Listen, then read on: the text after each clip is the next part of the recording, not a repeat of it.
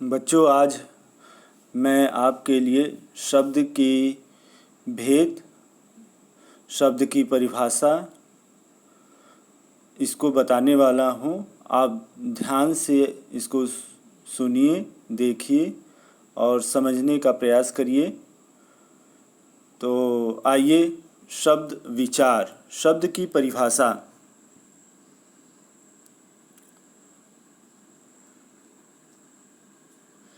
एक या एक से अधिक वर्णों से बनी हुई स्वतंत्र सार्थक ध्वनि शब्द है। वर्ण आप जानते होंगे, क, ख, ग, ये सब क्या है? वर्ण है। तो एक या एक से अधिक वर्णों से बनी हुई स्वतंत्र सार्थक ध्वनि शब्द है। जैसे एक वर्ण से निर्मित शब्द न, कोष्ठक में नहीं, व कोष्ठक में और। अनेक वर्णों से निर्मित शब्द कुत्ता, शेर, कमल, नयन, प्रसाद, सर्वव्यापी, परमात्मा आदि। व्याकरण में वह शब्द जिससे किसी व्यापार का होना या किया जाना सूचित होता है, शब्द होता है। व्युत्पत्ति या बनावट के आधार पर शब्द के भेद: रूढ़, यौगिक, योग रूढ़। ये बहुत ही महत्वपूर्ण है, आप थोड़ा ध्यान से सुनिए।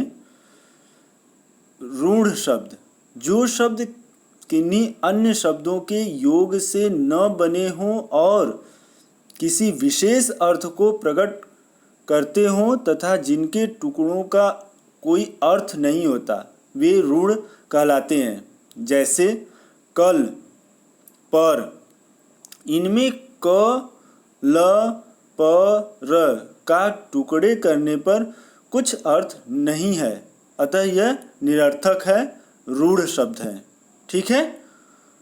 यौगिक, जो शब्द कई सार्थक शब्दों के मेल से बने हों, दो शब्द या दो से अधिक शब्दों के मेल से बने हों, वे यौगिक, योग मेल, ठीक है, यौगिक कहलाते हैं। जैसे देवालय, देव धन आलय, राजपुरुष, राज धन पुरुष, हिमालय, हिम धन आलय, देवदूत, देव धन दूत आदि। ये सभी शब्द दो सार्थक शब्दों के मेल से बने हैं, तो ये क्या है? यौगिक हैं।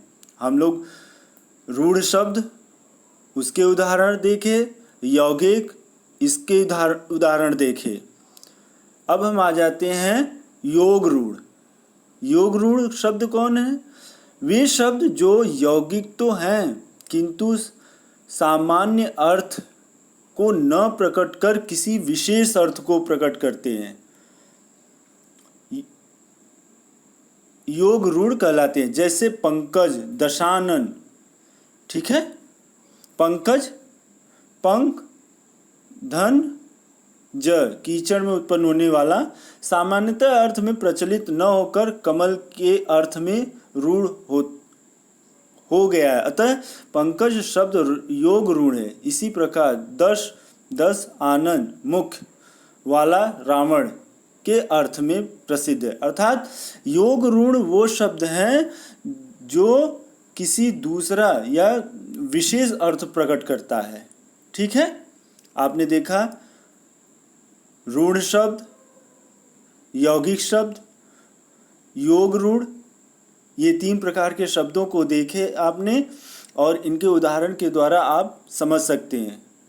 अर्थ की दृष्टि से शब्द भेद: सार्थक, निरर्थक। उत्पत्ति के आधार पर शब्द भेद: तत्सम, तद्भव, देशज, विदेशज।